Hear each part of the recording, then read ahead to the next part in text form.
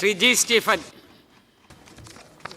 Sir, Thiruvananthapuram ജില്ലയിലെ മലയോര പ്രദേശങ്ങൾ ഉൾപ്പെടുന്ന ഒരു മണ്ഡലമാണ് അരുവിക്കര.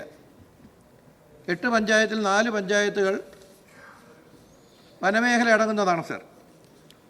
ഇവിടെ ഒരു ഫയർ സ്റ്റേഷനാണ് പ്രവർത്തിക്കുന്നത്, അത് വിതിരയിലാണ്. 39 ജീവനക്കാരുമായി 2014 ഈ ഫയർ സ്റ്റേഷൻ്റെ പ്രവർത്തനം ആരംഭിച്ചത്.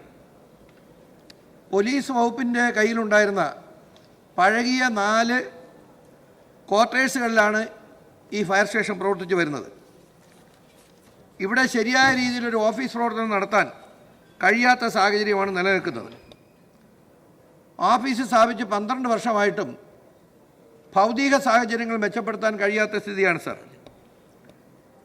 ജീവൻ പണയം വെച്ചാണ് ഇവിടെയുള്ള ജീവനക്കാർ നിലവിൽ ജോലി ചെയ്യുന്നത്. മേൽക്കൂരയിലെ കോൺക്രീറ്റ് പല സ്ഥലങ്ങളിൽ ഇളകി വീഴുന്ന സാഹചര്യമാണ്. ഓഫീസ് കെട്ടിടത്തിൻ്റെ ഒരു ഭാഗത്ത് തകര ഷീറ്റാണ് മേൽക്കൂരയായി ഉപയോഗിക്കുന്നത്. വിശ്രമ മുറികളിലാകട്ടെ യാതൊരു വിധമായിട്ടുള്ള സൗകര്യവും നിലവിലില്ല. ക്വാർട്ടേഴ്സിൻ്റെ പുറകിലുള്ള മണ്ണിടിഞ്ഞ് ഏത് സമയവും അപകടം സംഭവിക്കാവുന്ന സ്ഥിതിയിലാണ് ഈ ഓഫീസ് പ്രവർത്തിക്കുന്നത്. ക്വാർട്ടേഴ്സുകളുടെ പ്രവർത്തനവും വാഹനങ്ങൾ പാർക്ക് ചെയ്യാനുള്ള സൗകര്യവും ഈ നിലവിൽ ആ സ്ഥാപനത്തിലില്ല. പോലീസ് വകുപ്പിൻ്റെ ഉടമസ്ഥതയിലുണ്ടായിരുന്ന 40 സെൻറ്റ് സ്ഥലം 2ാം പിണറായി ഗവൺമെൻറ് കാലഘട്ടത്തിൽ നിയമസഭയിൽ ഞാൻ ഉന്നയിച്ച ഒരു സബ്മിഷൻ്റെ അടിസ്ഥാനത്തിൽ അന്നത്തെ മുഖ്യമന്ത്രി ശ്രീ പിണറായി വിജയൻ അവർ ഉത്തരവിട്ട് 40 സെൻറ്റ് നമുക്ക് ലഭിച്ചിട്ടുണ്ട്. സ്റ്റേഷൻ പരിധിയിൽ ഒരു മിനിറ്റ് കൂടെ എടുക്കൂ. സ്റ്റേഷൻ പരിധിയിൽ വരുന്ന 7 പഞ്ചായത്തുകളിൽ അതേപോലെ തന്നെ സമീപ പഞ്ചായത്തുകളിലും ഈ ഫയർ സ്റ്റേഷൻ്റെ സഹായമാണ് ലഭിക്കുന്നത്.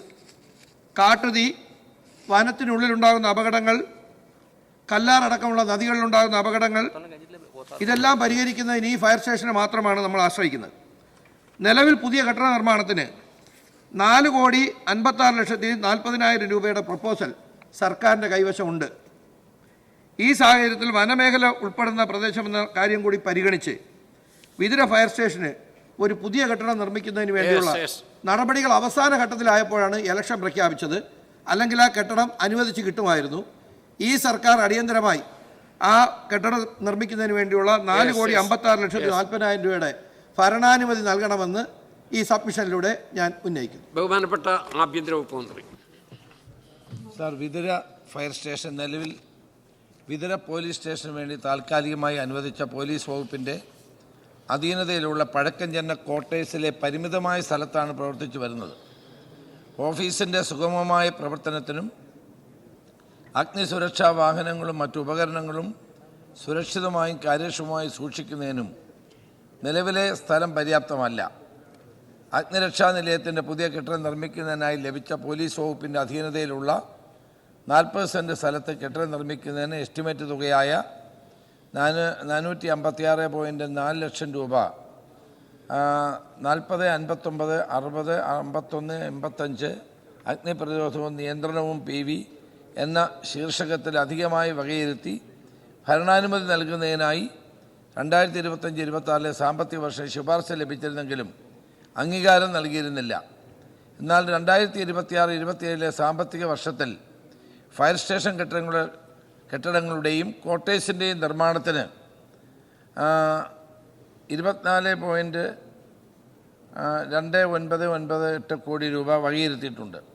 വിതുര അഗ്നി രക്ഷാ നിലയത്തിൻ്റെ പുതിയ കെട്ടിടം നിർമ്മിക്കുന്നതിനായി പൊതുമരാമത്ത് വകുപ്പ് കെട്ടിട വിഭാഗം ചീഫ് എഞ്ചിനീയർ ലഭ്യമാക്കിയ എസ്റ്റിമേറ്റ് തുകയായ 456.4 ലക്ഷം രൂപയുടെ ഭരണാനുമതി നൽകേണ്ടതായിട്ടുണ്ട്.